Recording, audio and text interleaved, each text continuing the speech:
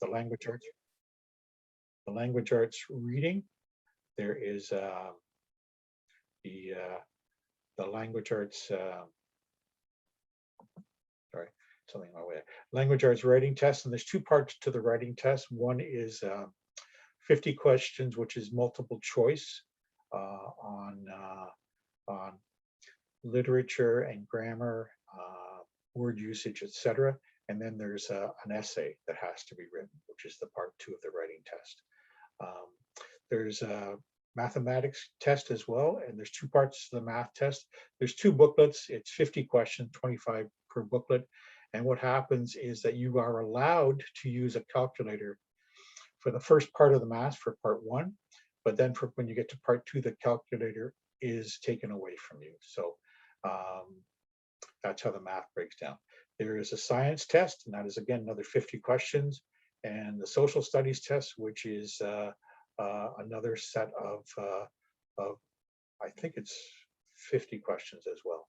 So again, the social studies, sometimes you get questions about social studies. Is it just Canadian? No, it's Canadian social studies, but it's also the part of it is Canadian, but part of it can also be international. So there are questions about geography, and it could be about African geography, it could be about Asian geography, it could be about North American geography. So again, and the same thing, because I've had people question that, well, why am I answering a question about an American history question? Well, you could also be answering a question about British history.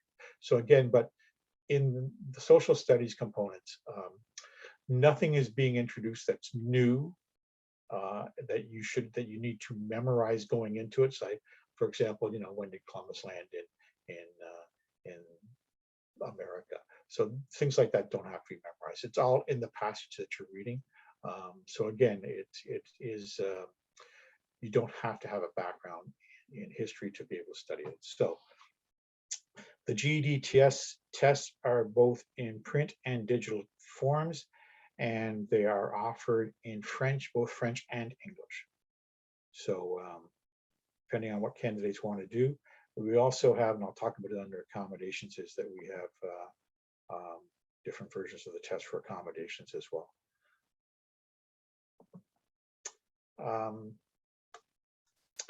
Test preparation, you folks are the test preparation people. You're the ones who are the experts on preparing people for this.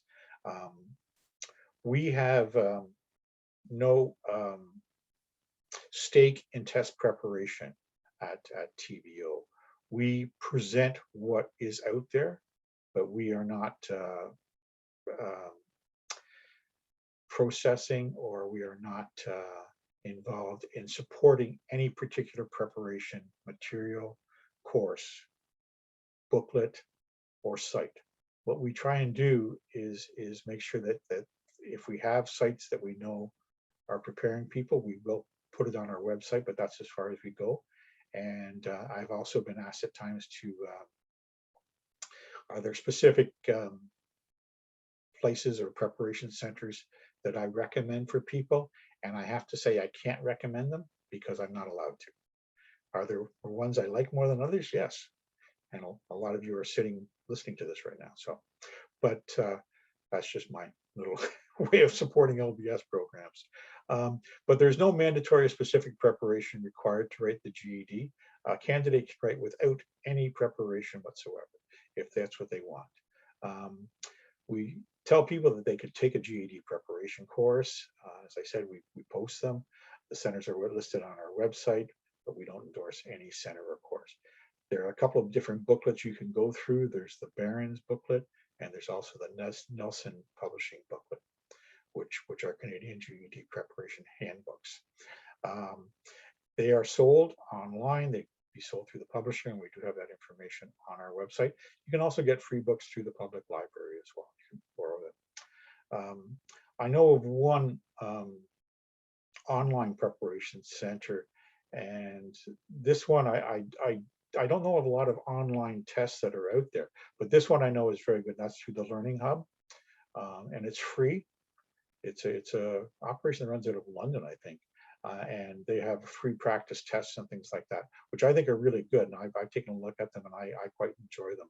I think they are the most accurate that I've seen around. So that's good, because if someone wants online practice and they want to practice an online test, especially with computer testing kind of coming to the forefront now, this is a good way to prepare people to write the computer version of the test, because we know a lot of people, a lot of clients are a little nervous about using a computer. Some people are, some people aren't. And so if they are nervous, this is an interesting thing for them to practice on, because then again, they get that practice with the computer and they see how it would actually be when they would walk into a computer test. And I'll talk a little bit more about the computer stuff later. So that's the preparation. Our requirements to write the GED. Well, we ask that people be over the age of 18, out of school for 1 year, a resident of Ontario, and have not received a high school diploma. With that said, we do accept homeschooled students. And the other thing I do is we will look at 17-year-olds with special circumstances who, if they need to write the test before they turn 18, they can. And what I look at in these kind of situations are people who've been, they might have been out of the school system for a while. They might have been homeschooled in a program where they didn't receive high school credits, but now they want to go to college or go into an apprenticeship program. And I just want to see that they're thinking of where they want to go and why did they want to go there. And in those cases, I will make exceptions for them. Because again, I don't want people sitting around waiting for a year because they want to get into an apprenticeship program because they went to a school that didn't offer credits. That's not fair to them, and it disadvantages them. So let's make sure that we give them a chance to proceed. The other thing is that people have a lot of personal issues, and people have health-related issues that might keep them out of the school system, reduce the number of credits that they've received, and what we want to do is be able to assist them to move forward. So if you do have students like that who fall into any sort of gray area, just contact me, because I like to deal in the gray areas. I think that's who we need to support. So we do make exceptions. Again, I won't make an exception for someone who's just left school and decide they want a GED, and they're 17 years old, because they don't want to continue in school, but they can. So if they can continue to school and they continue to do that and earn a high school diploma, I think people should earn a high school diploma if they can. I think it's more advantageous for them. But however, those who can't, those are the ones we need to assist with the high school equivalency certificate. So registration. Now, the registration remains at a cost of $100 per candidate, whether they're doing a computer or a paper test. We've moved from paper registration to an online portal registration. So candidates now would no longer be submitting paper applications to TVO and to GED at TVO to register. What we're asking them to do is to register with our online portal. And people who have been written a test before and who haven't applied through paper, wrote a test, say they failed 1 or 2 of the tests, and now they come back and say, hey, now I want to complete this. They can still go in and register in the online portal, and we do have their records, and it's just a matter of them contacting us so we can help them register on the computer portal as well. So it makes it a little easier for them. But yeah, we've gotten away from paper registration, and we're using a new registration system. So the cost of $100 per candidate has remained constant. And I just want to add that one thing here is with the computer testing. Computer testing is costing more than $100.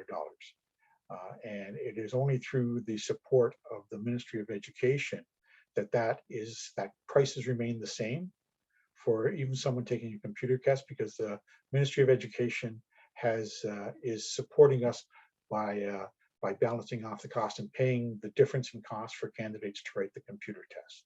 So the paper cost remains the same, but the computer test is much more expensive, but the ministry is supporting that. So that's fortunate for us that it doesn't cost our candidates any more to register for a computer test, so the cost for a computer test is more. Candidates who want to register with us for computer testing, they also need to register. So we register everybody in the province. This way we can track, and this way we can support their payments and support the extra cost and make sure that we're paying GED TS for them. So that's why we get people to register with us first. Then if they want to do a computer test, they have to go in and open an account with GED.com. And that's the GED TS site that's operated through the states. But that is so that they can actually schedule a test. To do the computer testing, you have to have a GED.com account with GED TS, so that you can schedule your test at one of the Pearson authorized centers in Ontario, because computer testing is only offered at Pearson authorized centers in Ontario. It's not authorized to be used anywhere else, unfortunately. So GED TS has a bit of a stranglehold on that, and they will not let anybody else do it unless they become an authorized center. Transcripts and certificates are ordered through our online account, the same. So if you have a candidate who wants to order, been a candidate before, did pass all their tests, and now they want to order transcripts and things like that, they can do that through our online portal as well. And again, if they hadn't registered, we can help them with that, and all they have to do is contact us. The next topic is kind of a bigger one, which is paper versus computer testing. So I wanted to kind of throw this out there just so people would understand that we have a different approach with paper testing and computer testing. We are certainly not offering as much paper testing as we were in the past, I'll be honest with you. And that started with the whole COVID thing coming down. And we were just doing, in 2020, we were just doing paper testing. We weren't doing computer testing at all. And then when COVID hit, everything kind of closed down, and our access to our centers where we could actually test, which would, in most cases, colleges, was what we were doing. We rent space at the colleges and do our paper testing in group settings in the colleges. And the colleges were not renting space to anybody during the COVID period. So we had to quickly move. And what we decided to do was to ask the ministry if they would let us use computer testing in Ontario, so at least we could carry on with some testing. The ministry agreed, and so that's what brought computer testing into Ontario, because prior to 2020, we didn't do computer testing in Ontario.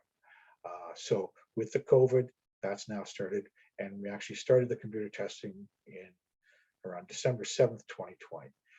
The paper testing now is going on, but the computer testing is much more active. And again, it's because there is greater access to it. And again, we're still having problems renting spaces with colleges and things like that. We're finally getting to a point where I think we're going to be allowed to actually rent space again from some of the colleges. So I think that will improve our offerings of paper testing. I don't have a timeline on that, but I'm hoping perhaps by fall. That's my hope.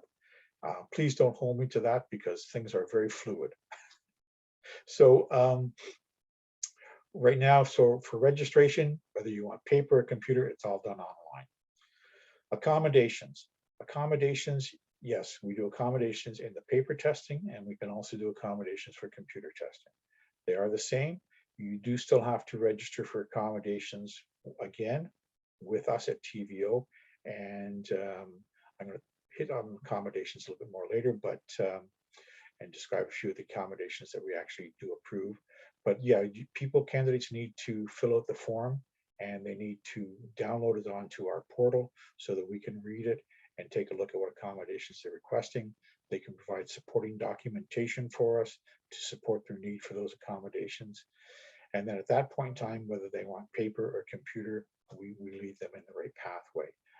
If they want accommodations for the computer-based test, it is possible, and the accommodations are the same. So you can get any sort of accommodation for a computer test as well as a paper test.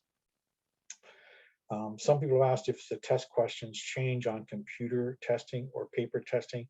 They are exactly the same test questions. Nothing changes. You still write the essay, you still answer the same questions.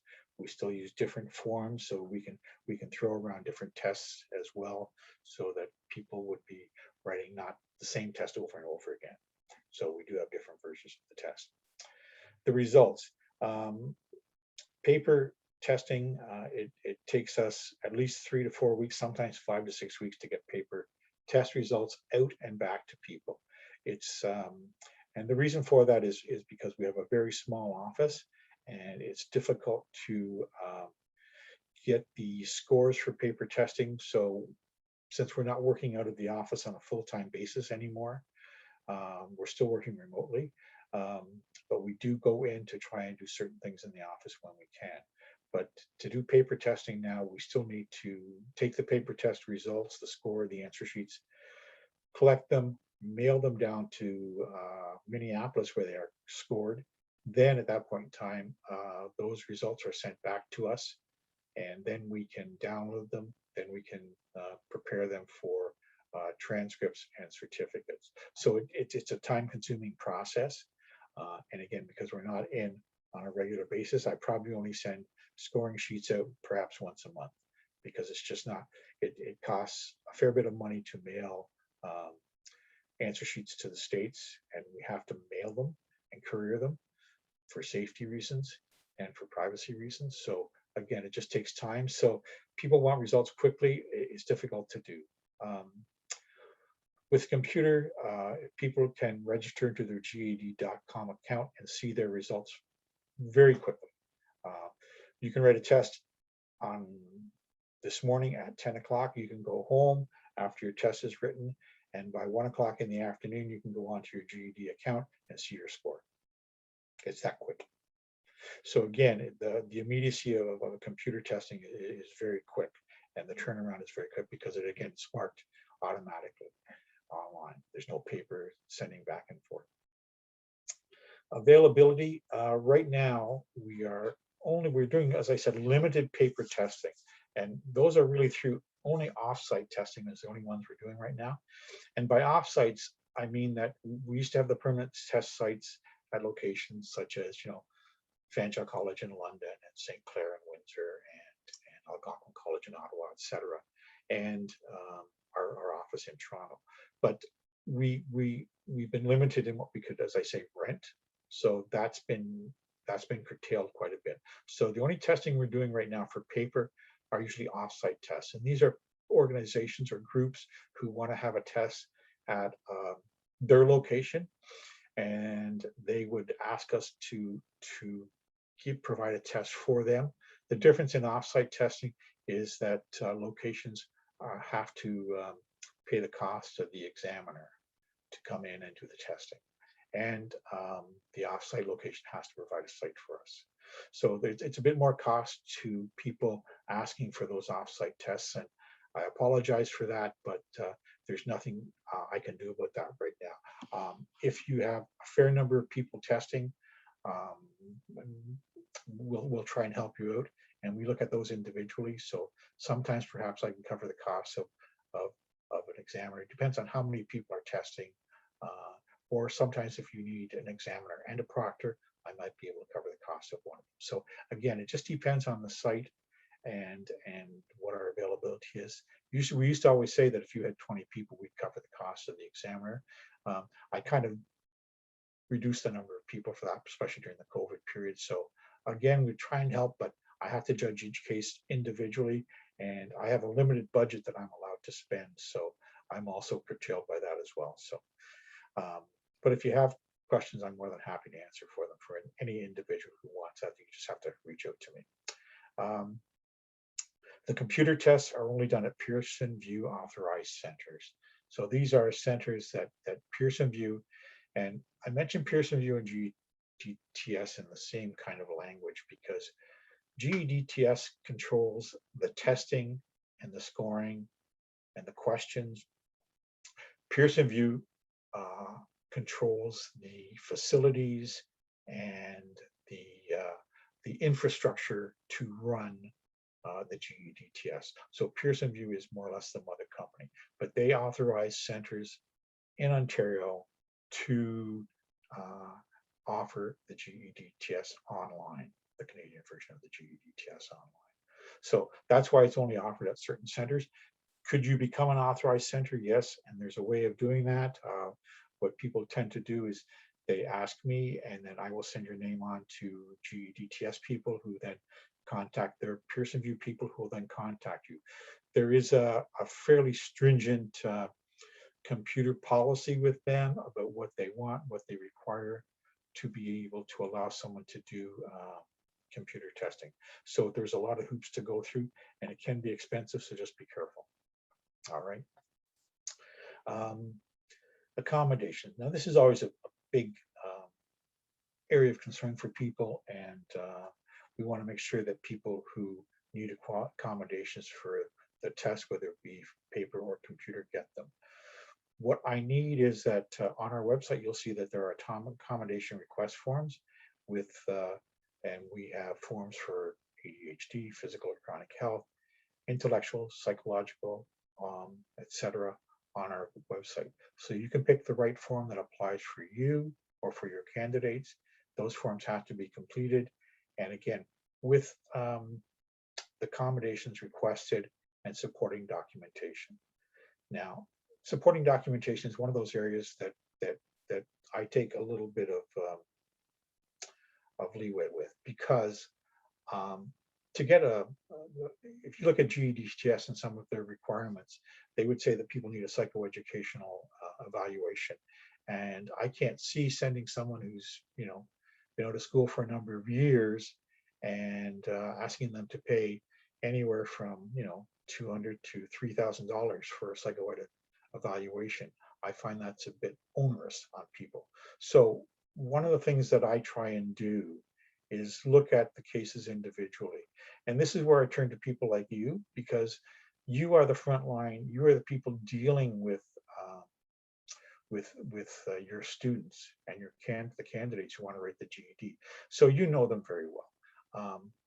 If they do have an IEP, or if they have had an evaluation before, or if they do have a doctor who will support them doing certain things for their test, then fine, send that along with them. However, if they do not have that documentation, example, you have a 30-year-old woman who's been out of school for 15 years, and she doesn't have any documentation. She can't afford to go for a test. Then you've been working with her. You know her. You know what she needs after working with her. You're a certified teacher. You're an evaluator. You can then get them to fill out the request form. You serve as the advocate, and you provide a supporting document for me, which to me would be a letter. If you provide me with a letter signed by you saying, you know what, I worked with Jane, and through these years, this is what I think she will need to be successful in her GED test. She would need 50% extra time. She would need a calculator for part 2 of the mathematics. She requires a separate room because she has anxiety. I need to see something, though, that explains why she would need those things. So please be at least as thorough as you can with that. And if I have questions, I'll ask them. I'll ask them of the candidate or ask them of you. Because again, I want to make sure that we're providing what's necessary, but I don't want to put people through an extra burden of requiring them to jump through more hoops that they don't need right now. So again, if you have questions in advance, some of you already do this, you know me, so you write me an email and say, Gerry, I have this person, this is what they need, what do you need to help with this? And I'll answer your question for you. That's what I'm here for. I am the final oversight of accommodations and the approvals for that. So again, I try and be supportive, and if I have questions, I'm going to ask them. And if I require more stuff, I will ask you of you. So please let me know, but do reach out and ask the question, because it's, all I can say is no if I can't do it. So that's what I'm available for. Some of the accommodations we do most often: additional time, use of the calculator for part 2 of the math test, breaks through the test, private rooms, separate rooms, large print tests, audio cassette tests. So there's lots of different accommodations that can be given. So they are available. So again, all you have to do is look at the forms that we have, and or again, email me and I'll be happy to answer your questions, or we can have a chat. Okay. So that's the overview of what I have right now as part of the presentation. So I'm open for questions, and if you have collected some, Heather, I'm more than happy to answer them right now, or if people have some other questions, we can go with Sure, that. I'm just going to the top of the chat. There's a few in there. I just want to make sure I don't miss any. So while I'm doing that, everybody could just keep adding questions. That'd be great. Okay, here we go. First question from Leona regarding the math. Does the part 1, part 2 portion provide grade 11 or grade 12 equivalency, C level or W level?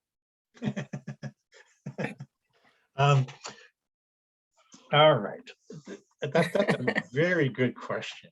And think back about when the tests were designed. The tests were written back in about 2000, 2001, and we didn't have W, we didn't have C level courses at that time. So this was done with more or less applied and academic in mind when they were written, and it hasn't changed. So again, at that point in time, when people were given an equivalency for math, it was usually around a grade 10. I don't see personally much grade 11 material in the math questions. I really don't, and I won't give an evaluation about saying it's a grade 11 math credit because I can't. And again, the GED is not designed to give you a credit for a course or be equivalent to a course. It's a high school equivalency certificate. At the time it was originally designed, grade 10 math was all you really needed. Okay. Are the math questions multiple choice? I think I could answer this one, but I'll let you do it. Most of them are. There are about half a dozen to 8 questions where you have to actually solve it yourself. But out of 50 math questions, 40 of them are multiple choice. Okay. So the learner can't just guess it and answer. They actually have to figure out the answer and then choose. Yeah. Okay. How is payment done with an online registration? Usually in credit cards mainly. Okay. And is the online test Canadian content? It's the same test as the Canadian paper test, and they use the same questions, the same forms. So the test questions are exactly the same as the Canadian version of the test, yes. If a learner doesn't pass all sections of the GED, do their scores ever expire? For example, they pass everything but math and decide to rewrite that section 10 years later. Will all the other scores still be valid? That's a great question. I love that one because it's a good one. Yes, they can expire, to be honest with you. When the GED first came in Ontario, it came in about 1996, 97, and they were using a different test. They used that test through until 2002. Once the new test came in, those old scores couldn't be transferred, so people would have to start again. Right now, we're using, again, the 2002 version of the test. So any score that's been, any test that's been written since 2002 is still valid. If that changes and the test changes again, that would, again, those scores would no longer be valid. So right now, we're still using the same test. So all the scores that have been written and all the tests that have been written since 2002 are still valid. They don't expire, but if a new test is introduced, yes, they will expire. Okay. Sorry, my screen jumped, so I'm okay. Where are the computer test sites located? Are they located across the province? Pretty much so, yeah.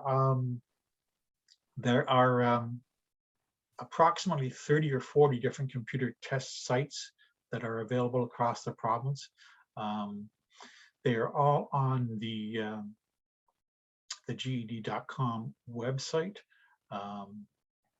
They are as far north as Thunder Bay, and as far east as Kingston. West, not as much, to be honest with you, and that's going to disappoint most of the people here. There is a GED computerized test center in Owen Sound. There's Kitchener. There is nothing in Hamilton right now. There's a lot in Mississauga. There's nothing down in the Windsor Way. And London has a computer test center, which is just getting online. So it's supposed to be online by next week. I'm hoping that's going to be the case, and then they would start to be able to test people there. But unfortunately, there's limited test sites in southwestern Ontario. Okay. This next question might kind of work into that. How does one become an off-site testing location and or GED examiner? To become an off-site test sites, well, they fluctuate, because again, people ask us to do an off-site test for them. We then provide, you look at how many people you're doing, we make sure that your site is appropriate for testing, and we're more than happy to do it, but you have to pay for the costs of the examiner, as I said. So that's holds some people back, because it can be expensive paying for the examiner, paying for travel expenses depending on where the examiner has to travel from. I have some centers that do it, and they have to pay for accommodations overnight for the examiner who has to spend the night. So it depends on how far the examiner has to travel to do it. But you just have to send us a form. We are, and I'm going to be totally honest with you here, we are so short on staff to process paper applications that it's very difficult for us to do a lot of paper tests right now. I'm hoping that's going to be changing, as I said, hopefully by fall. But right now I'm limited in what I'm doing in paper testing. We'll try and help you out. If someone has it, they can send a note to me, or I'll send it to my coordinator who actually does the scheduling. But it's very difficult for us to schedule a lot of offsites. The most I can ever do is maybe 2 a month. That's it. I just don't have the capability or capacity to do more than that. To become a GED examiner, I'm not hiring right now, because I've got examiners who haven't been working a lot lately, so I'm not looking at hiring more. You can't be involved in any sort of preparation work if you want to be a GED examiner, and to do it you need a Ontario teaching certificate, and you have to be trained at a minimum 2 testing sessions. So there's no opportunities to proctor then? Not right now, no. Okay. Sorry, No problem. just scrolling through. Okay, so you've answered that one. Sorry.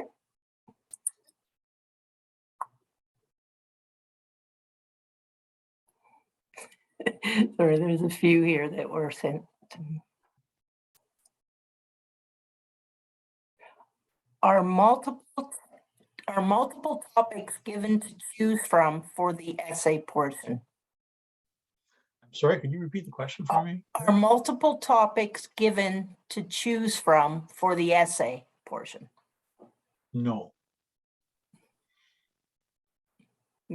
That's that you want to leave it at no, or there's one? Yeah, I mean, right? there's approximately 22 different essay topics that are used, and they are just kind of recycled through, so that a person wouldn't get the same essay topic one time, and then next time they come in they would get a different essay topic, and that's because they won't duplicate it for you. So there are different versions of the tests. So you may be writing a different test than the person in the seat across from you, or exactly, yeah, and the question would be different for the essay. Yeah. Okay. This one's from Kathy. For my students, the stumbling block is location.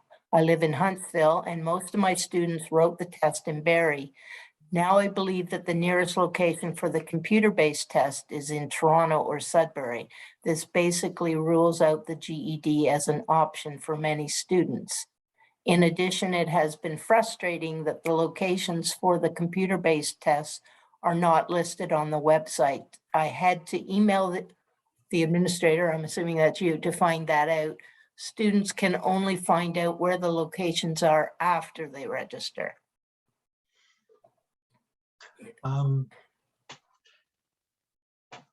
Okay, that's a couple of things there that are quite fair. And the one thing that maybe I can do is perhaps put a list of sites that do offer computer testing on our website. I think that's something I can do, and leave that with me and I'll look at that.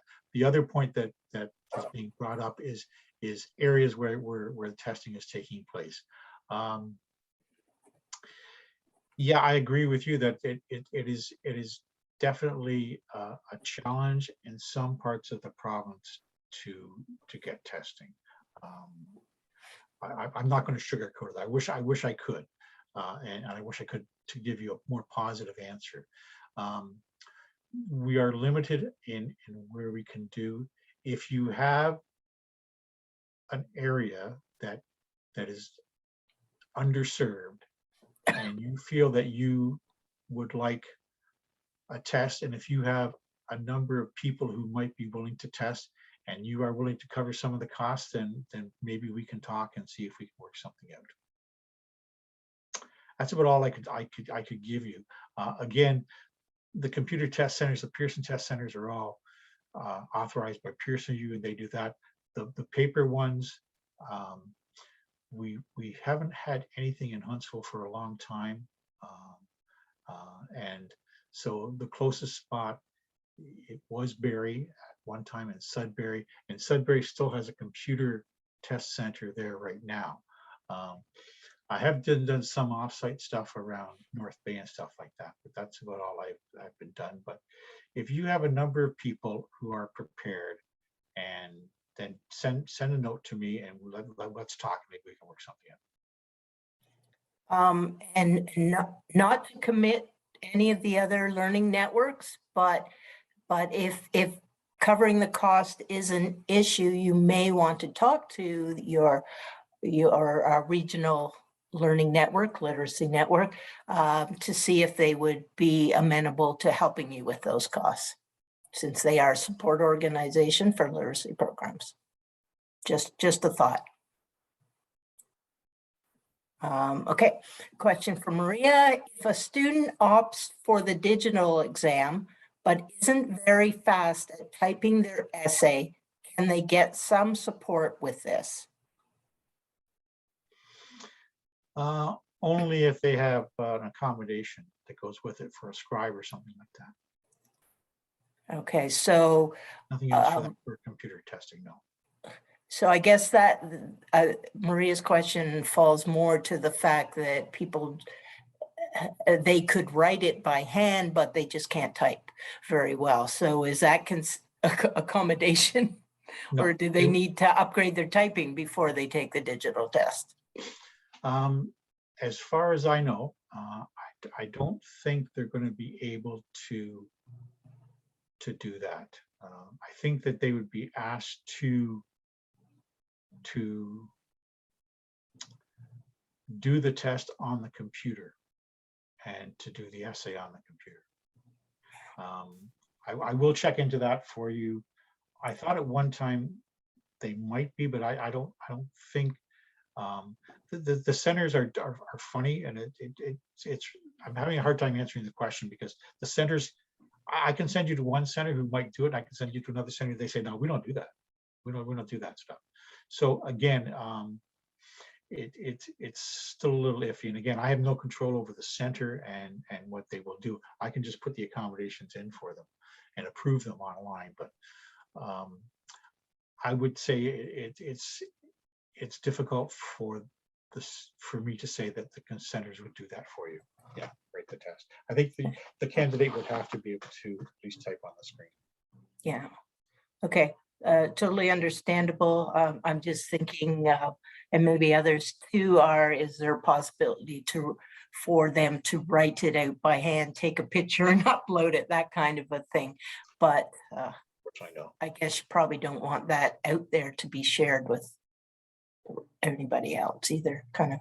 I will bring that up at the next administrators meeting I have and see if anybody else has a solution to that. Because in Alberta, they've done computer testing a lot longer than we have. So I can ask some of them and see what they say. Okay. Thank you. This is from Heather. How long does it take to schedule a test online? Do clients get to choose the date and time? Yes, they get to choose the date and time. How long does it take to schedule? Once they go into their account, if they should be able to look at the sites and that are close to them, pick a site, and then they should come up with times that are available. Again, these Pearson centers do a number of variety of tests, not just the GED. They do all kinds of different testing. So again, there may be times available, or they may be limited. I find that with accommodations, it takes a lot more time to schedule a test with accommodations. Okay. A comment from Stephanie. College Boreal in Barrie is back in business as a testing center, but not sure what COVID restrictions are still in place. And she leaves a phone number, I'm assuming for College Boreal. So is that similar, in your understanding, Gerry, are there still a lot of test sites with major COVID restrictions? College Boreal in Sudbury is offering computer testing, and I know that they have a computer test site there. The College Boreal site in Barrie does not,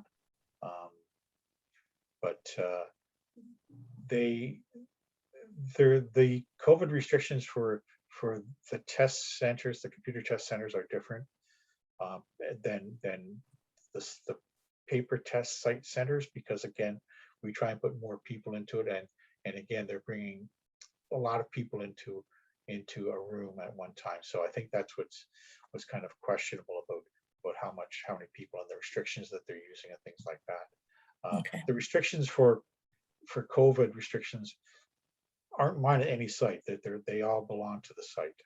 The site sets the conditions, not me. I'm not going to intrude on somebody's area and what their Department of Health is saying, or their local regional office of health is saying about COVID in their area. And so I asked the sites to say, what are your sites? What is your regional health people saying about restrictions? Do people need to wear masks inside? Do people, have to keep 6 feet apart? Things are changing. The rules are changing now, but I'm always going to put it back to the regional health authority. Okay, so I see we have 13 more messages and questions here. We're getting close to 11 o'clock or 12 o'clock, I guess. I'll go through the questions. I don't know, Gerry, if you're amenable to staying on a little bit longer to get through the questions, if others want to. Again, everybody, if you could complete the evaluation that was linked. Okay, so this is my contact information if people want, and you can share the slideshow with whoever, but that's my contact information if you have questions. Please just email me. Okay. Yep. Thanks. Is GED testing being held in Peterborough at this time? If not, then when can we expect testing to be offered again? Also, where is the closest center to Peterborough that provides computer testing? Closest center to Peterborough is probably in Scarborough, I would think, or Kingston. We are looking at paper testing in certain, again, paper testing in certain regions. Is Peterborough one of them? Yes, but I can't give you a date on that right now. I really can't. I'm as I said, maybe by fall.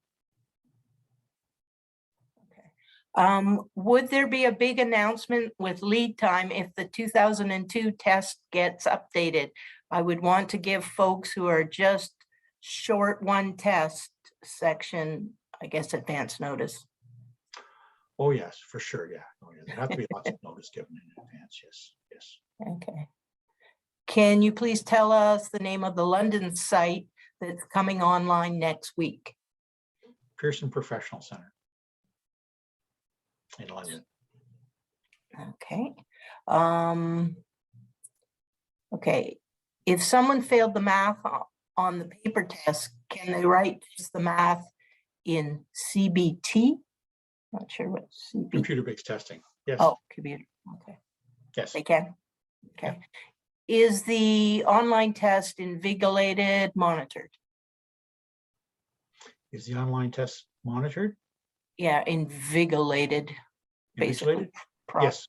Yeah, project there's an invigilator in the room when you're doing the online computer test. Okay. What does Ontario resident mean? Do they just need to live here? Do they have to be a Canadian citizen? Well, that's a good question. They live in the province, that's fine. We look at everybody, again, as long as they have some sort of status in Ontario. So I don't want to be seen stealing people from Quebec or from Manitoba. Well, you know, again, we can't do that. Visitors can't write the GED in Ontario, but refugees can. And it depends on, even workers can, depending upon what their immigration status says. Some status say that you can't do any sort of educational program, and so that includes testing. But if it doesn't say that, then it means you can't. So yeah, temporary foreign workers wouldn't fit then, wouldn't qualify.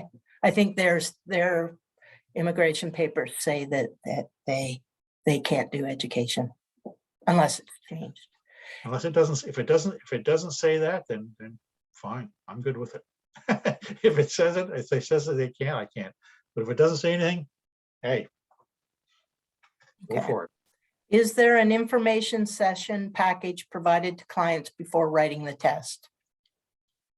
No, it's just whatever's on. I have some online stuff about preparation and things like that and writing the test and stuff like that, but that's the only stuff we have. It's just what's on our website. Okay. And Tracy just commented that having the sites on the website would be helpful. Can clients schedule to do only 1 or 2 subjects at a time? If so, is there a time limit to book all subjects? In the computer testing, they can do 1 test at a time, and that's fine. There's usually a year to try and get them all done in computer testing. And paper testing, we try and get them done in groups because, again, we just don't have the facilities to do 1 test at a time. So unless there's a special accommodation or something like that, then we try and test all the tests at the same time. But computer, yes, you can do them 1 at a time. Okay. There was a question about why so few test centers, but I think you've already addressed that. So there's a thank you very much for the information. And then a comment from Kathy, the need to type the essay is a huge barrier for someone who does not type.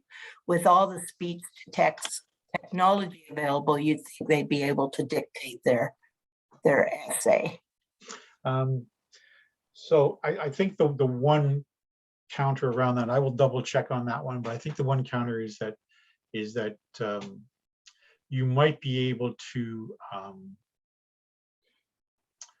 use I shouldn't answer it. I'm not going to answer it because I think I need to check into it first, and then I'll get back to you, and I can send you an update, Heather, and then you can update other people. Okay. I can send it out. Sure. Okay. Don't give false information. Okay. Comment from Summer. I know one of the eligibility requirements is not having a high school diploma. I just want to confirm that if someone has a high school diploma from another country, they can still write. It depends upon them. I mean, they might be better off to get it evaluated and assessed, and see if they could get it an equivalency to an Ontario high school diploma rather than having to write another test. If they can't get their documents, so say they're from a country like Syria, you can't get your documents, then sure, I'd let them write. Okay, thank you. And I just want to comment here that that I've worked with Gerry for a number of years in terms of getting information and getting supports for students who were wanting to write the GED tests, and he is very receptive and very helpful. So if you do have any questions, you do have his email address, and you know, I know he would do his utmost to help you out. Just a couple more questions. They keep coming in, Jerry. Is the time limit for each test the same for the computer test? Typing big issue could take much longer. Yes, it's the same time limit, yeah. Okay, so 45 minutes for the essay kind of thing. Again, I mean, the other thing too, I mean, you can do for an essay, I'm going to be honest with you, is if you're doing the computer test and your client doesn't have the computer skills and they're slow at typing and stuff like that, why not ask for an accommodation? Okay. It comes to me anyway, so. And if they need an extra, you know, hour for the test, I mean, you know, that's what we'll do, 50%. Yeah. So yeah, ask. I mean, the worst case scenario, the answer is no, but the best case scenario, the answer is yes, right? So it may give them some extra time, yeah. Yeah. And I've gotten extra time for students in the past who didn't have all the fancy documentation either. So it is doable. From Summer again, it's the cost issue. Evaluation is more expensive often. Also the issue of missing documentation, of course. I'm not sure. Does that make sense to you, Jerry, or Summer? Yeah, an evaluation, yeah, if you want to get your documents evaluated and things like that. I think it's more for the high school diploma, if somebody has a high school diploma in the country. So again, it's just a matter of if I mean, I don't know the cost of getting an evaluation done anymore. It used to be $100 or $200, something like that, but I'm not sure anymore what they're doing. And with the change in Pilar and stuff like that, I think we have to watch for the change in Pilar and stuff, because again, that's for prior learning assessment. And with the PPM 132 coming down, I think that's going to make a few changes as well about evaluation and getting people towards a high school diploma and their GED. So again, just watch out for those as well, because it might save people time. Not that I'm trying to steer people away from a GED, but again, if they can get a high school diploma, it might be in their best interest, right? Okay, this is from Lynn. Do all sections have to be completed when someone first writes? Then if they do not pass a section or more than one section, they have to pay the $100 again and retake all the sections they didn't pass again. They have to pay the $100 again, but they don't have to write any portion they've already passed.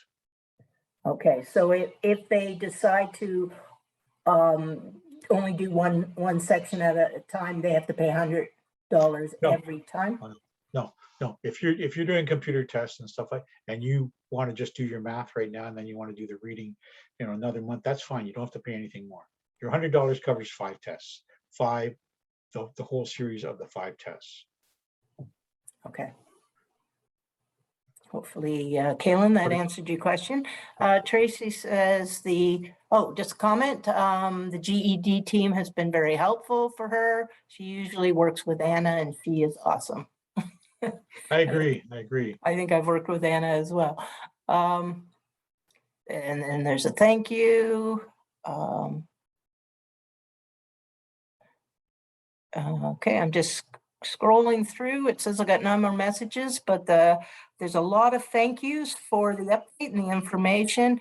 Can you clarify these changing regulations related to PLARs? It's coming down, I mean, just in the sense that